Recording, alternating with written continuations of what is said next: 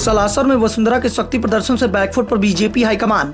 वसुंधरा के शक्ति प्रदर्शन के आगे जयपुर में बीजेपी प्रदर्शन की निकली हवा।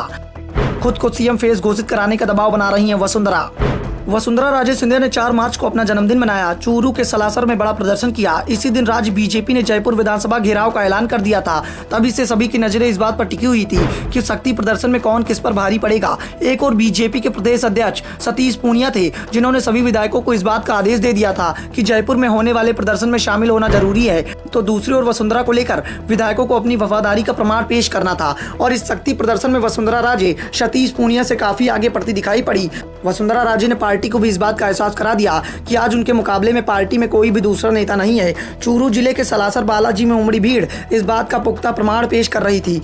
वसुंधरा राजे ने सियासी विरोधियों पर भी जमकर निशाना साधा। वसुंधरा राजे के जन्मदिन के कार्यक्रम में केंद्रीय मंत्री गजेंद्र सिंह शेखावत, अर्जुन मेघवाल, कैलाश चौधरी, बीजेपी के प्रदेश अध्यक्ष सतीश पूनिया और उपनेता प्रतिपक्ष राजेंद्र सिंह राठौर ने दूरी बना रखी थी। लेकिन प्रदेश प्रभारी अरुण सिंह और संगठन मंत्री चंद्रशेखर ने कार्यक्रम में भाग लिया। पार्टी के अधिकांश विधायक भी इस कार्यक्रम में शामिल हुए। वसुंधरा ने अपने भाषण में पूर्व पीएम अटल बिहारी वाजपेयी और उपराष्ट्रपति भैरव सिंह शेखावत का नाम लेकर निशाना साधा। वसुंधरा राजे ने कहा कि पूर्व प्रधानमंत्री वाजपेयी ने कठिन से कठिन समय के अंदर मुझे कैसे साहसी बनना है वो सिखाया। कूट कूट कर मेरे अंदर साहस भर दिया कि मुझे कैसे सामना करना है। वसुंधरा ने कहा कि पूर्व सीएम भैरव सिंह शेखावत ने मुझे राजनीति सिखाई। वो मेरे राजनीतिक गुरु थे, जिन्होंने अपने आत्मविश्वास से मुझे शिक्षा और राजनीति का पाठ पढ़ाया। नहीं तो आज मैं यहाँ नहीं होती। पीएम मोदी के बहाने उन्होंने विरोधियों को भी संदेश दिया।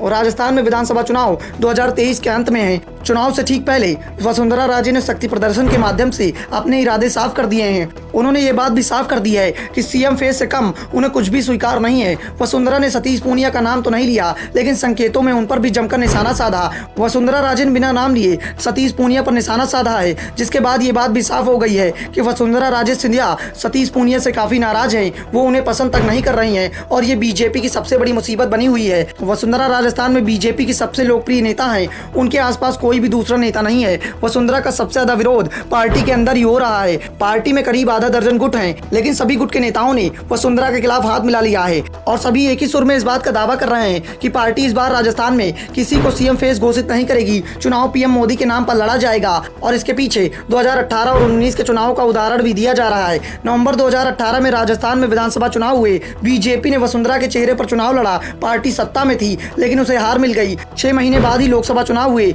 लोकसभा चुनाव पीएम मोदी के चेहरे पर लड़ा गया था। टिकट वितरण में भी वसुंधरा की नहीं चली। उनके विरोधियों को जमकर टिकट दिए गए और चुनाव परिणाम निकलकर सामने आए। बीजेपी ने राजस्थान में क्लीन स्वीप कर दिया। कांग्रेस का खाता तक नहीं खुल पाया।